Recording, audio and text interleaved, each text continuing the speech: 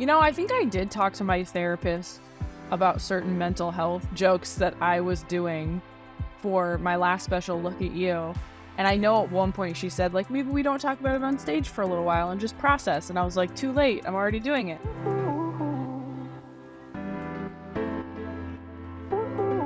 Hello, everyone, and welcome to the UnWrapped podcast. I'm your host, Emily Vogel. And of course, we are here with your co-host, Andy Ortiz.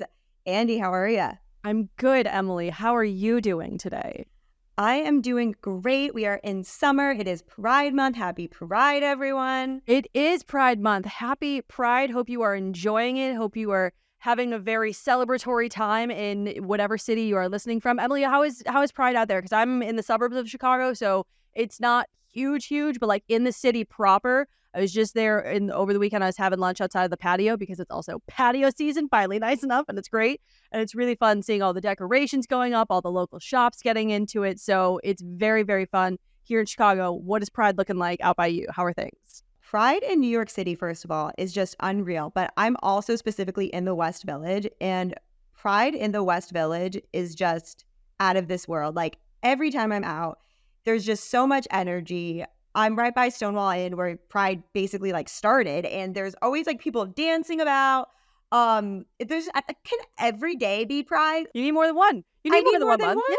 Yes. Be joyful, be proud, love who you want to love. Yes, I agree. It really shouldn't have to be a thing that like we have to carve out time. It should just be a normal thing. Has Pride March happened out by you yet? Because I don't think Chicago's has yet.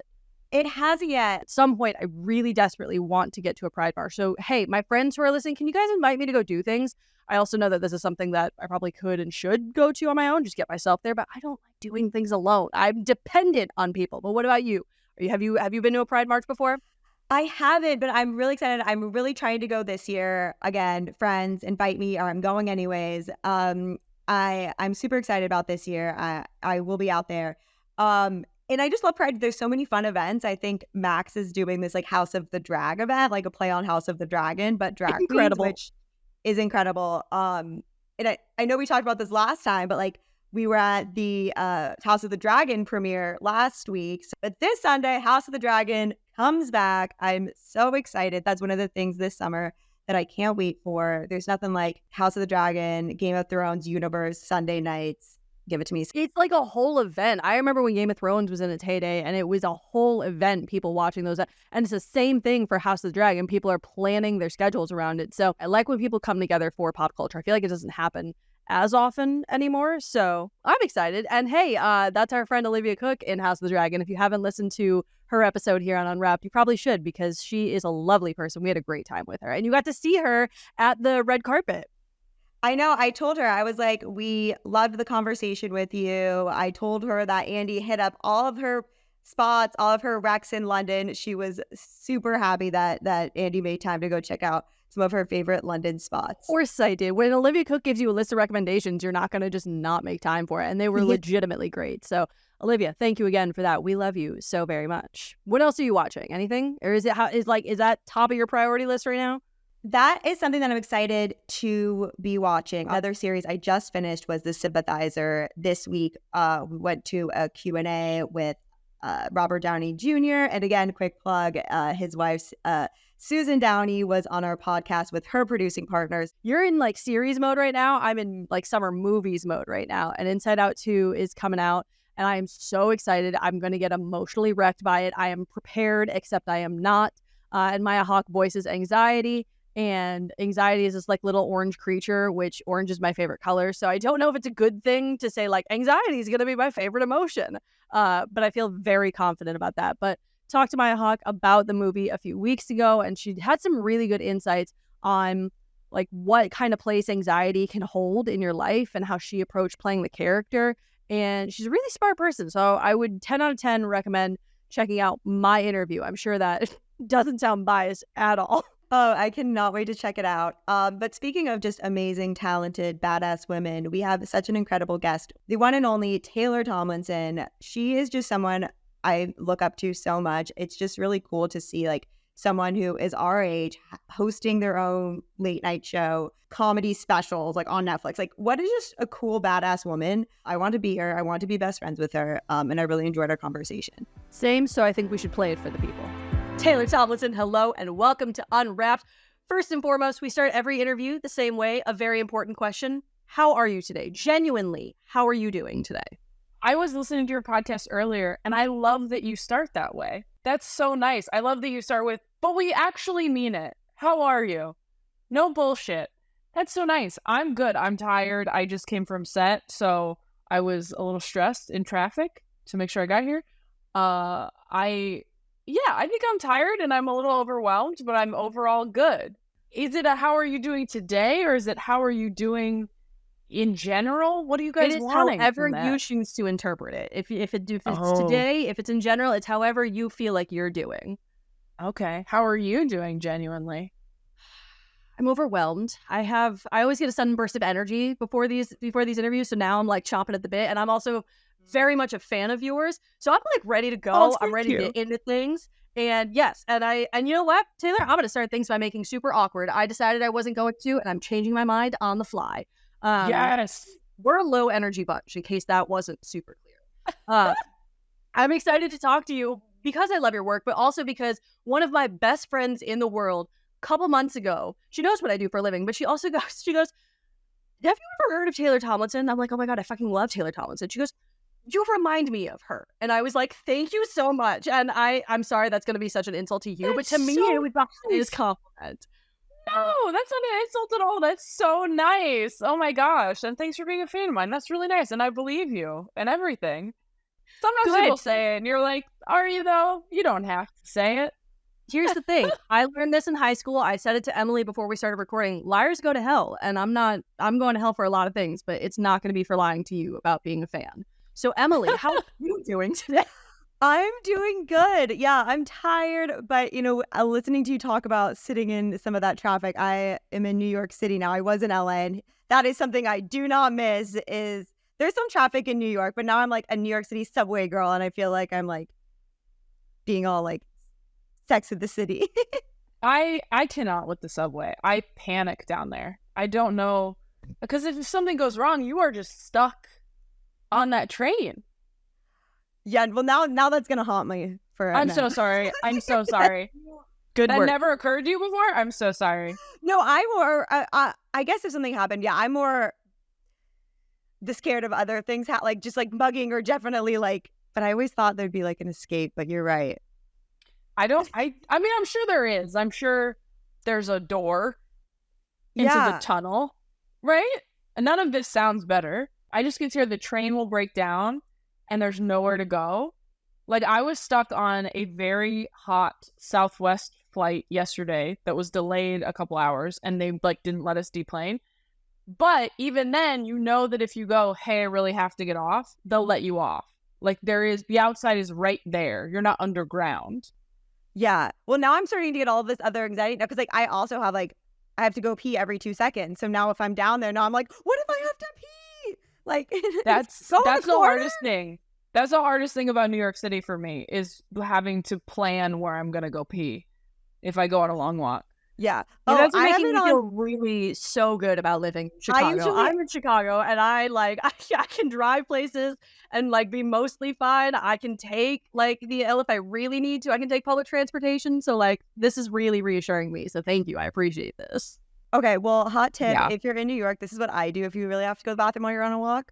I just go in, and then I act like I'm meeting my friend for a reservation, or if they stop me, just be like, oh, I'm meeting a friend here for lunch or coffee. And then I'm like, do you mind if I just use the bathroom while I wait? And then I come out and then I run. That's so smart. You have That's so smart. Biggest main character energy tonight. I'm like, I love this for you. I really, really do. This is a plot.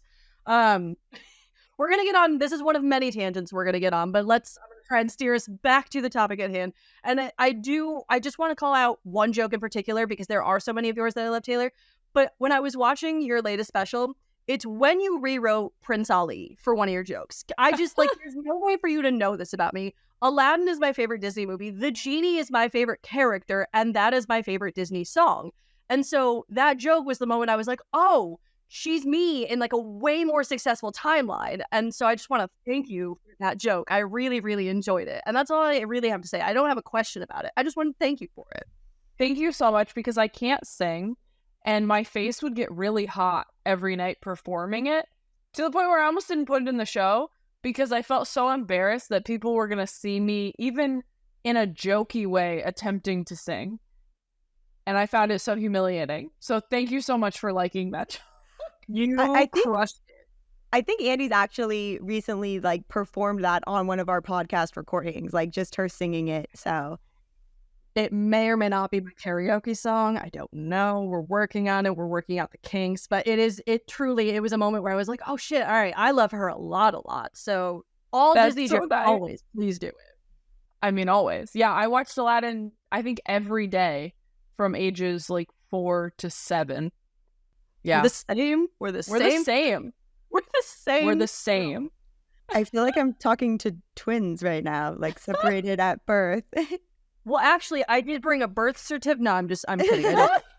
I don't have a birth certificate. Andy's always real questions. This is what I'm gonna do. I'm just gonna shoot this shit. Andy and I often get in Disney tangents, and yes, I can confirm she loves Aladdin. I usually am like have issues where I like am like, oh, I love Gaston, and that's like a separate thing that I digest with my therapist. Gaston, and Okay, but in what way do you love Gaston? Are you like, I would fuck Gaston? Or are you like, I just love his character as a concept? I think he's hilarious. Oh, no. The first. Oh, okay. That's problematic. Okay.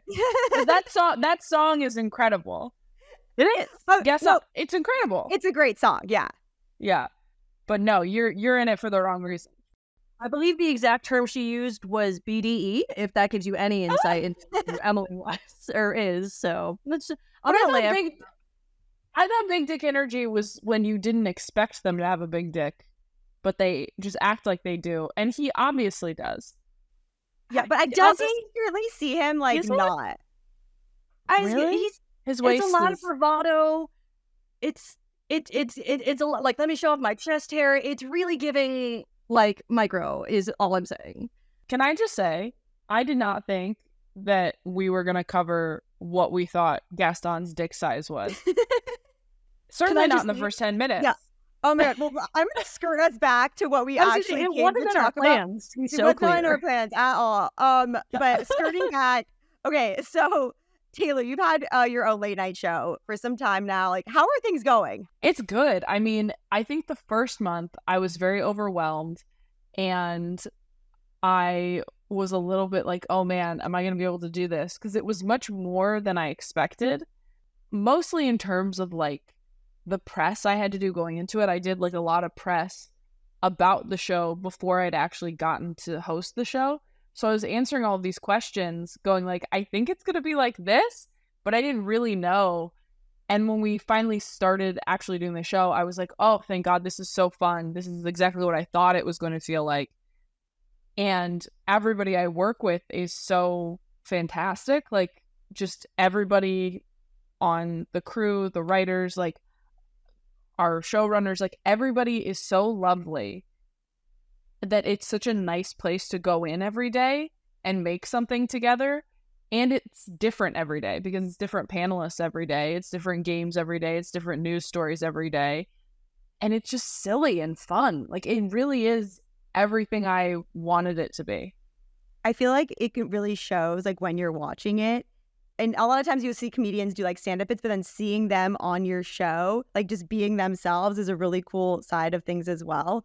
But I feel like a lot of our listeners and a lot of our audience are women who would, love to be in comedy one day or to even have their own late night show. But like, what's the process of getting your own late night show? Or does it like, did you pitch something? Did they call you? Like, what went down? No. So, I mean, I don't know if you guys ever saw At Midnight, but this show is a reimagining of that. So it's a version of a show that used to exist. And so I had some like frame of reference for it. And I had heard that they were doing a new version, like, I guess at this point, maybe a year ago. And I remember saying to a friend of mine, like, wow, whoever gets to host that'll be cool. But neither of us thought anything of it because we were such road comics. And I was like, you can never do a late night show. You're on the road every weekend. So being a late night host was never on my radar. It was never a goal of mine, just because I love stand-up so much, and most late night shows film Monday through Friday. So there's no way that you could go out and do shows unless you like flew out Friday night, did a show Saturday, came home Sunday. It's just not sustainable or worth it, in my opinion. So when the opportunity came up and I started taking these meetings, the first meeting I was like, I'm not going to be able to do this. And they said, we shoot Monday through Wednesday. So this is the type of job a stand-up comedian could do.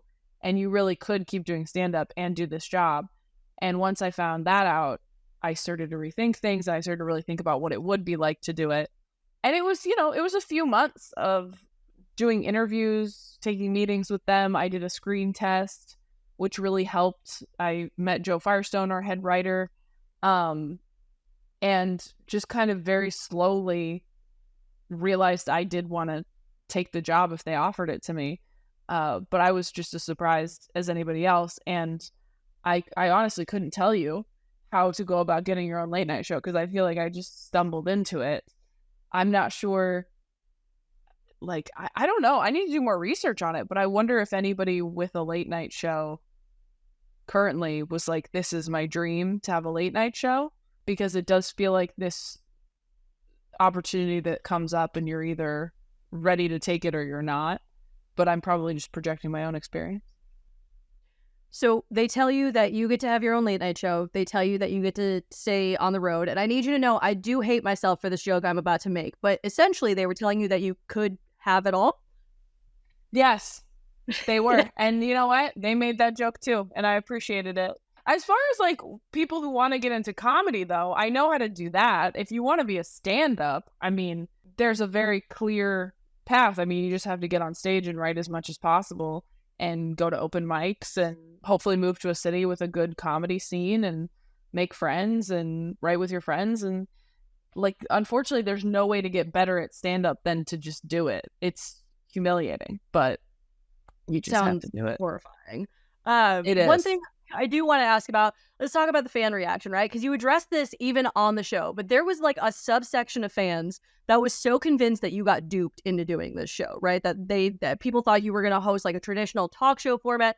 They thought that you thought you were going to get that, even though there are countless like, did you expect this kind of reaction from fans when you premiered? Did you think that was going to happen, that you were going to have to address it? I didn't expect it, but looking back on, again, all this press I did beforehand, all these headlines are Taylor Tomlinson is a new late night host. If you say late night host, people have a very specific idea in their heads. So I totally understand why people thought that. And I felt bad that they were disappointed. But I do think that a lot of people came around and were like, oh, this is fun. Like, this is a good time. And I do like that we were able to make fun of it on the show and say, like, hey guys, like, I didn't want to do that. Like, I wouldn't have done that. I was never going to do that. And if you like my stand-up, you don't want me to do a traditional late night show because I won't do stand-up anymore. So it was interesting to see what felt like a lot of people react that way, but probably wasn't that many people at the end of the day. But now I think it's very clear what the show is. I think what's also cool, obviously, the format's not a traditional like late night talk show. So and you're not just on screen, but you're also part of the writers' room as well. Can you talk about that too? Our writers are amazing. Like, the amount that I contribute is so small compared to the work they do. Like, I say things differently. I'll improvise and I'll tag things, and I send Joe ideas like on the weekend and in the mornings. But I'm really so grateful that we have such an amazing writer's room that make my job really easy. Like, there are plenty of days that I just come in and I read exactly what they wrote because it's that good. Like, I honestly thought that I would have to do more work in that way because I just never had anybody write for me before. And I was like worried it wouldn't be jokes that I felt I could sell or were my voice or whatever. And I really can't emphasize enough, like, everybody who works on this show is so good at their job and so lovely to be around as a person. I feel really, really lucky. I feel like it seems like so natural everything you say, and a lot of times I'll be watching like a scripted show and I'm like cringe. I'm like, that was clearly written by like a 40-plus-year-old white man, and I'm just like, oh, like a girl, like I wouldn't say that to someone like if she's flirt or Yeah. anything like that. And I think what you're doing is just so amazing, and what you're Yeah, writing. we have a really young writers room. I mean, all of our writers are like 20s, 30s. Like they're all around my age. Yeah. That's epic. You got 3 specials now. Gets into really personal things. You get into your mental health. You get into your sexuality as of late. You get into all of these things about your personal life. That's a lot to give a room full of strangers. And I would very much be interested in knowing, how do you decide how much you're going to give people? Is it a you decision? Is it like a you and your therapist decision? And I'm not joking when I say that, because I was just talking to my therapist the other day and she was like, how much do you self-disclose on your podcast? So like, I'm genuinely asking, how is this decision made? You know, I think I did talk to my therapist about certain mental health jokes that I was doing for my last special, Look at You. And I know at one point she said, like, maybe we don't talk about it on stage for a little while and just process. And I was like, too late. I'm already doing it. Like, I think when you're a personal comedian like I am, like, I don't think I'm political or particularly observational or topical. Like, I'm a very personal comic, and I tend to just write about whatever I'm going through and then hopefully package it in a way that's relatable. I don't have much choice in it. I will say that I don't put anything out there about people that I'm close to without their consent. I don't talk about my relationship without running those jokes past them. I don't talk about my family without running those jokes past them, because I just don't think it's worth damaging your relationships for 2 minutes of jokes. But as far as things about me, I've gotten pickier about it as I've gotten older. I've gotten more careful, I think. But again, at the end of the day, this is just how I write. So I feel like if I write a good joke about something, I don't really have a choice. I just got to do it. I respect You it. know? I get it. I get where you're coming Yeah, from. but there was certainly, I mean, before every special comes out, I'm like, what the fuck did you do? Like, before every single, when it's like locked and we cannot tell Netflix to edit anything out, I'm like, shit, man, we really gave too much away. And then it comes out and you're like, oh, okay, everything's fine. It's good. We got it.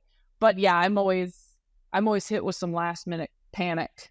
Like, speaking of just like letting it all hang out there afterwards, I know Andy and you just mentioned, you've talked a lot about your mental health and your experience with being bipolar. And when it's out there, like, are there other women coming to you and being like, I feel the same way? Or, what do you hope that your platform will do to reach people who are suffering the same thing? Yeah, that's why I put all of those jokes in Look at You, because I was getting such a strong response from people just doing these jokes on the road all over the country, like getting messages after shows. And between the jokes about my own mental health journey and like losing my mom, like I got so many messages from people about, them feeling like they were struggling with a mental health diagnosis or struggling to get help, or how they lost a parent recently or as a child. And that was a really rewarding hour of material to do. It was also really hard to do, because it was just replaying all this every night for, again, a lot of strangers, and it was very scary to put it out there on Netflix. But once I did, the response was so beautiful and lovely and rewarding and nice that I was like, oh, thank God. Like, there's a careful balance you have to strike between oversharing and then also knowing when being vulnerable is going to help other people and make them feel less alone. That's amazing. And I think, again, like, you are like giving so many women like this platform, or to be able to relate to you as well. Are there other comedians that you've received advice from, or have you had any of the best advice from a particular woman, or really any comedian in general? Oh man, I'm sure there's something. I know there is. I'm just blanking right now. I should have an answer. Nobody's ever asked me that, really. Or is there like a particular like female comedian you look up to, or? I mean, there's so many female comedians. I loved Kathleen Madigan when I was younger. I think she's amazing. Like, that was somebody who was on the road and still is on the road doing theaters. and just built this amazing fan base off of her stand-up alone. And that was something that when I was coming up in my 20s, I wanted to be able to do. I didn't want to have to do a TV show or a movie. Like, I just wanted my stand-up to be, you know, strong enough for people to just come out and see me for that. Stephen Colbert obviously produces After Midnight, and he's given me some great advice because this job is just so different than stand-up. I mean, there's certain aspects of it, like being able to riff with other comedians and, you know, improvise and do what is essentially crowd work at times and deliver jokes. But hosting a show is just so different than stand-up. And I was very nervous about it. And I remember at one point, I think it was right before the show came out, he said, like, you don't need to be as good as you think you need to be, like, immediately.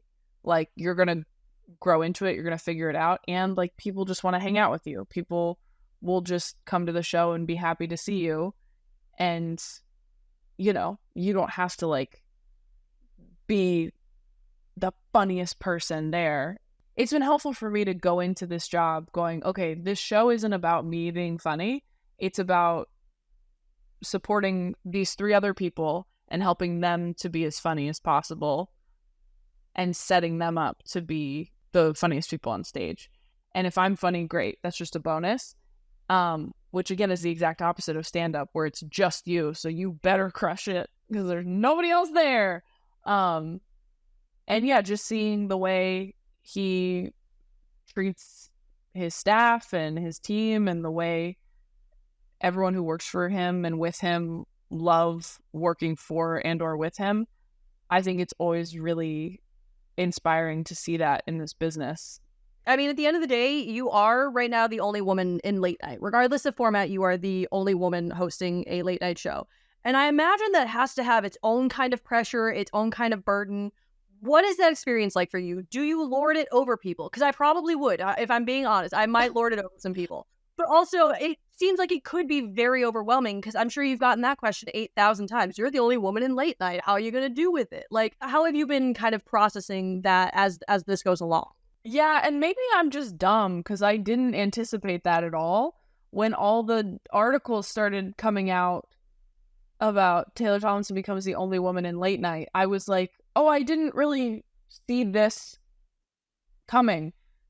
I don't know why I didn't think that that was going to be the focus of every news outlet, but it was.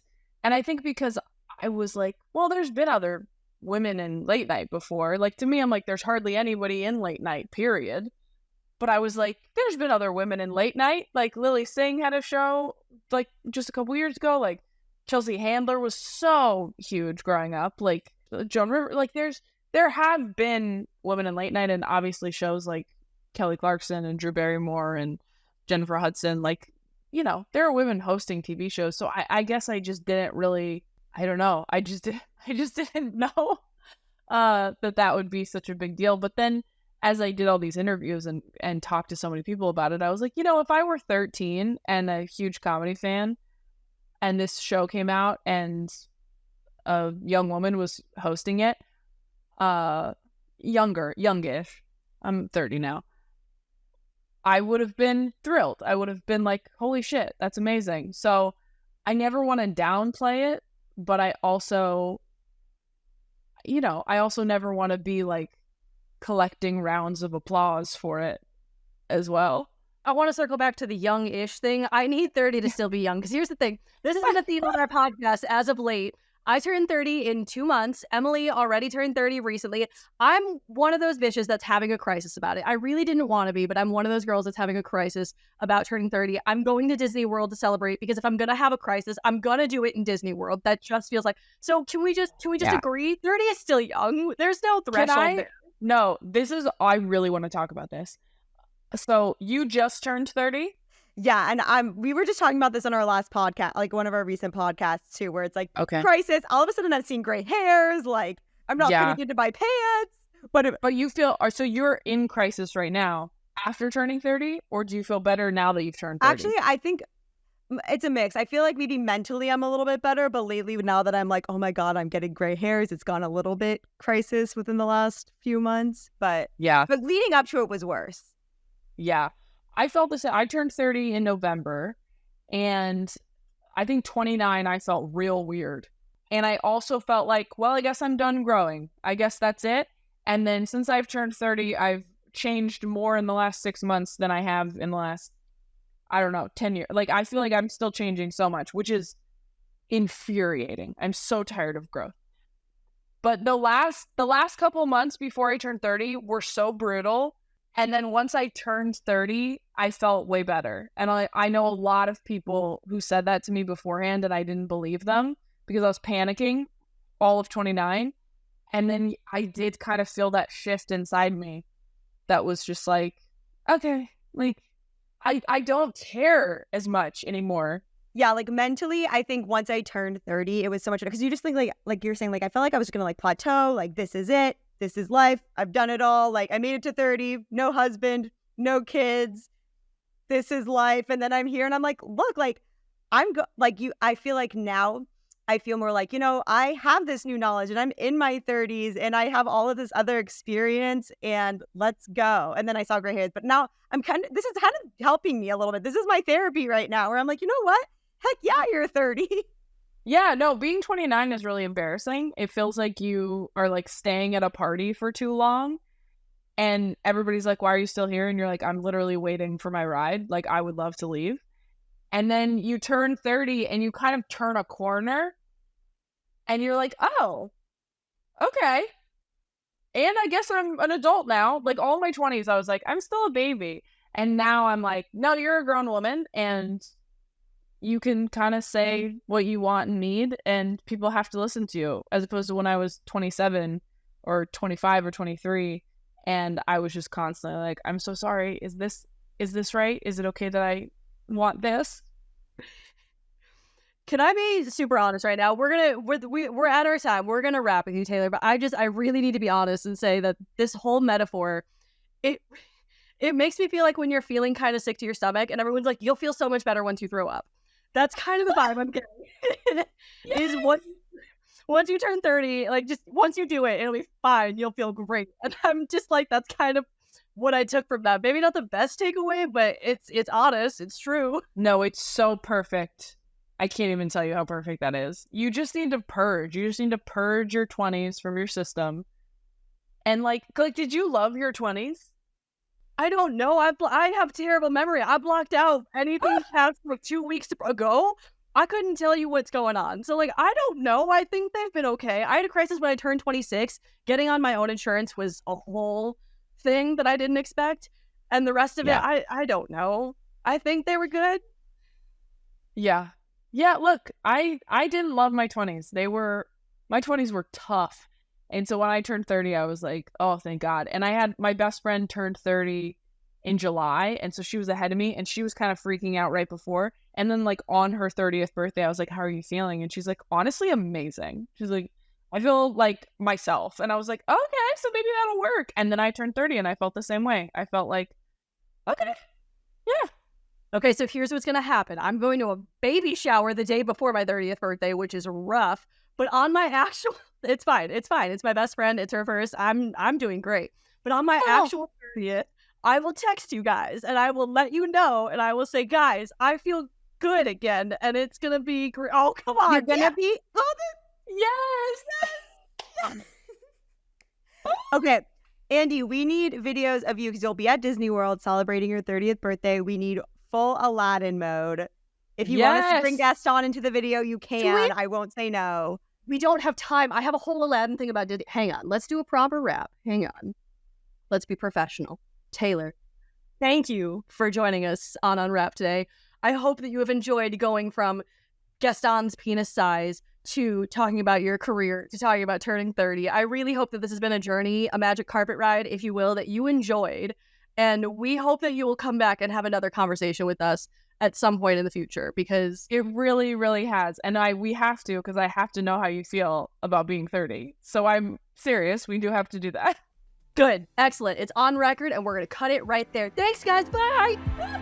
Genuinely, I'm so excited. I need you to be glued to your phone when I go to Disney, because I promise you, when I say I'm going to update you guys, I'm going to update you guys with like all of the turning 30 celebrations. I'm going technically a few days after I turn 30, so I'll have had like a little bit of time to accept it. And then I'll get to go back into crisis mode and celebrate and do like proper celebrations at Disney World. So be ready. It's going to be great. Follow me on Instagram. That's a shameless plug, but at really_Andy, and it is Andy with I will have a lot of Disney updates there. I hope that you're ready, Emily. I don't think that you are. I have never been more ready, and I'm so excited. I will brag about this. You should be excited for these updates. And speaking of exciting updates, one just came through this week pertaining to one Miss Taylor Tomlinson. After Midnight just got renewed for a season 2. So we're going to have Taylor in the late night space even longer. So excited about it. Hopefully we can bring her back on the podcast and talk about Gaston again, talk about how we deal with turning there, like what other anxieties. It'll be really, really fun. I think a follow-up is needed now at this point. We need a season 2 talk with Taylor. I agree. But in the meantime, you can follow us on Instagram at @WrapWomen and on Twitter at TheWrapWomen. I'm on Instagram at Emily Vogel, please, and TikTok also at Emily Vogel, please. I'm at really_Andy on Instagram, but then on TikTok, I'm just at reallyAndy, and I'm still mad about that underscore. But it's fine. You can find me on both, and I'll be happy to see you there. Thanks, y'all. Bye, friends. Happy Pride.